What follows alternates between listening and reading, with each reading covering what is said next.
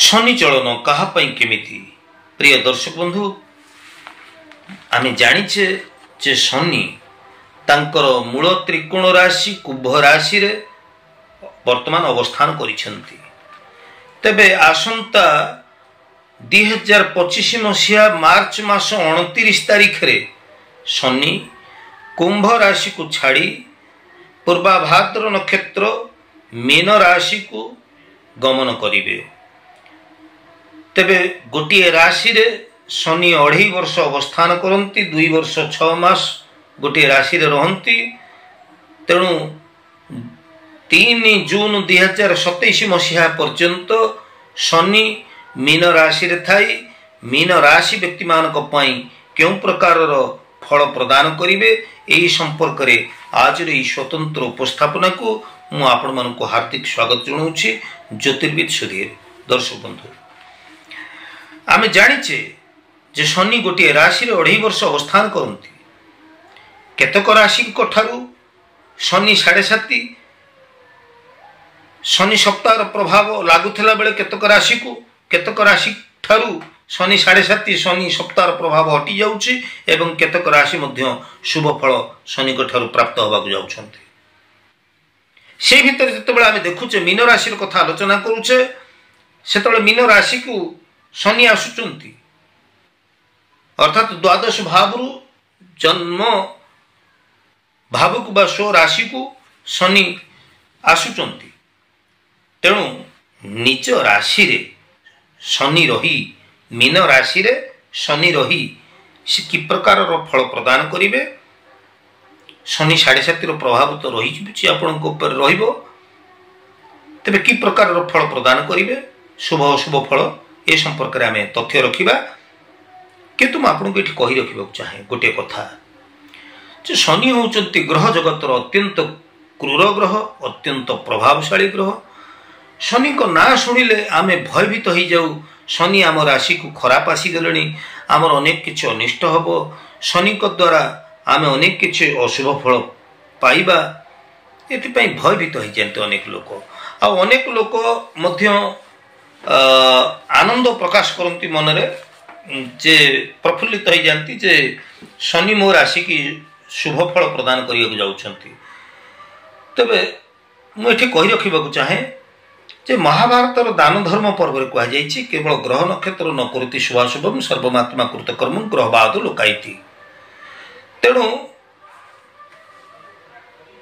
आमर जे केवल ग्रह नक्षत्र आमको शुभाशुभ फल प्रदान करती ता नुहे, बरं आमर कर्म को नेइकिरी ग्रह आमको तार यथार्थ फल प्रदान करिथांती। आमर कर्म को नेइकिरी आम भाग्य निर्धारण हुए,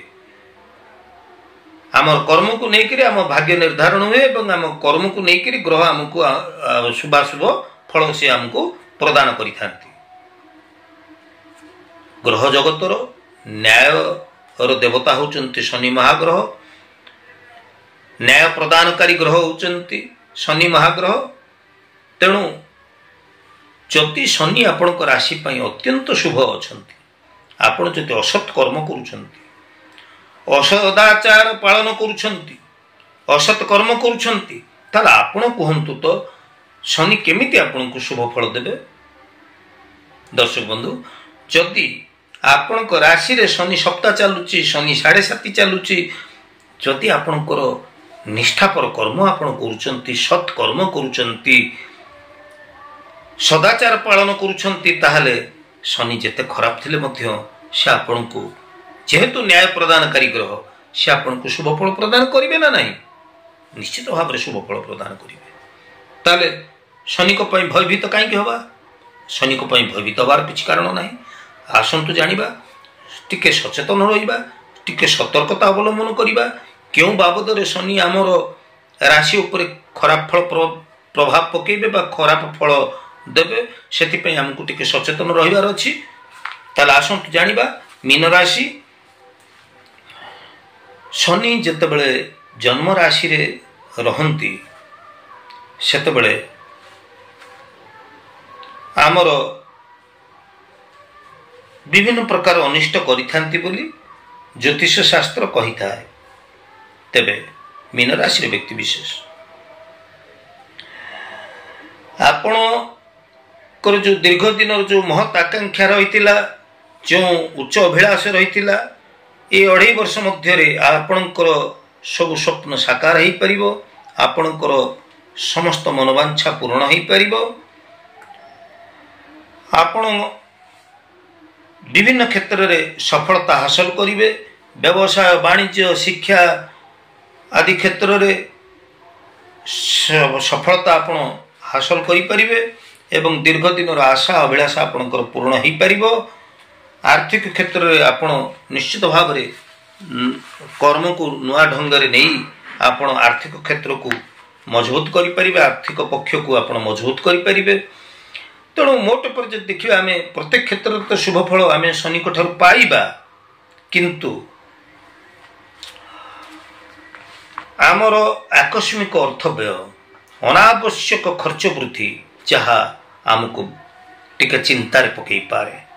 ऋणग्रस्त करई पारे एथिपाई आम सचेतन रहिबा आमर कर्म को लेकरी आमको गोटे जगार आ गोटे जगह को स्थानांतर जोग रोचे ट्रांसफर हो संभावना रोचे आमर कर्म को लेकरी आमको गोटे जगार आ गोटे जगह को जीवाक पड़ पारे हे तो से परिवेश आम अनुकूल हो पारे प्रतिकूल हो पारे किंतु गोटे जगार आ गोटे जगह को आमको स्थानांतर जोग रोचे आमको कर्म वृत्ति बा चाकरी वृत्ति पाई विदेश को यात्रा करिया को पड़ी पारे बा दूर स्थान को हमको जीवा को पड़ी पारे छोट मोट स्वास्थ्य जनित समस्या ठंडा आलस्य जो गुड़िक आमर रही ग्रंथि गुड़िक शरीर में थायराइड भली जो विभिन्न प्रकार ग्रंथि रही जो गुड़िक आमर विभिन्न प्रकार रासायनिक जो गुड़िक हार्मोन क्षरण होती से ग्रंथि गुड़िक जनित समस्या उदर जनित समस्या पाचन तंत्र समस्या एवं विभिन्न प्रकार घा बथ भली समस्या गुड़िक आमको चर्म रोग एगुड़िक आमको देखा जाई पारे ता छड़ा छोट मोट दुर्घटनार भय मध्य रोचे तेणु ये सब प्रति आमको टिके सतर्कता अवलंबन करिया हब सामग्रिक भाव में जदि आम देखा प्रत्येक क्षेत्र में जदिओ आम शुभ फल प्राप्त होचे किंतु जो सब दिग गुड़िक मु कहली अशुभ फल पाइबा कथा मु कहली ये बाबद रे आपण सचेतन रहिबे सतर्क रहिबे एवं निजको आपण जगी रखी चलिबे सत्कर्म करिवे निष्ठा पर उद्यम करिवे सदाचार पालन करिवे ताहले शनि आपणकर 7.5 भोग करुथिले मध्य शनि कठर आपण शुभ फल प्राप्त हेबे मन रखंतु प्रत्येक मुद्रार दुईटी पार्श्व अछि जो शनि आपण शनि 7.5 खराब प्रभाव दौरान से शनि मध्य आपण किसी भल कर तेणु आम केवल खराब दिगटी को बा अशुभ दिगटी को आलोकपात करुचे किंतु शुभ प्रभाव टी आम देखुन तेणु मुझे उभय कथा कहली गोटे मुद्रार दुईटी पार्श्व भली शुभ अशुभर प्रभाव कथा मुझे कहली तेणु जो अशुभ प्रभाव कथा कहली से आपण सचेतन रहिबे सतर्क रहिबे सदाचार पालन करिवे एवं सत्कर्म करिवे निष्ठा पर उद्यम करिवे निश्चित भाव में आपण शनि ठारू बेस शुभ फल प्राप्त हो पारे एवं अनेक किछि अनेक क्षेत्र में आपण बेस किछि प्रगति मध्य हासिल करि परिबे तेबे दर्शक बंधु आज तो समय ही जाइछि तेबे आज उपस्थापना आपको केमती लगे ज्योतिष वास्तु एवं धर्म विषय को मोर ऐतिहासिक चैनल जदि आप नुआ कर विजिट कर निश्चित भाव मोर वीडियो को आप सब्सक्राइब करेंगे लाइक करेंगे और शेयर करेंगे आज तो समय जाइए पुणी परवर्ती अध्याय देखा से पर्यंत विदाय ज्योतिर्विद जय जगन्नाथ।